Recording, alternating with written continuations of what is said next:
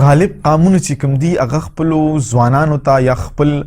چې هغوی کوم رهبران دي نو خپل ولس ته د هنر او د معاشي د ازادۍ یا د معاشي استحکام دغه ډېر کوي په نسبت دا چې مغلوب قام هغه خلک په خیرات غوښتو باندې عادت وي. نو ستاسو په خیال مغلوب قام له څه پکار دی چې داسې یو لایې عمل اختیار کړي؟ په دې تناظر باندې د انګریزي یو محاوره ده چې پښتو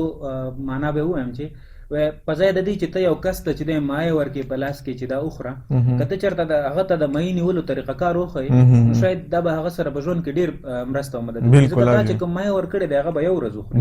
دا چې هغه ته کوم کسب ورکړی دی، دا چې هغه ته کوم شعور ښودلی دی، هنر دی هغه پکې نه نور چا مرسته مو کړی شي. دا د هنر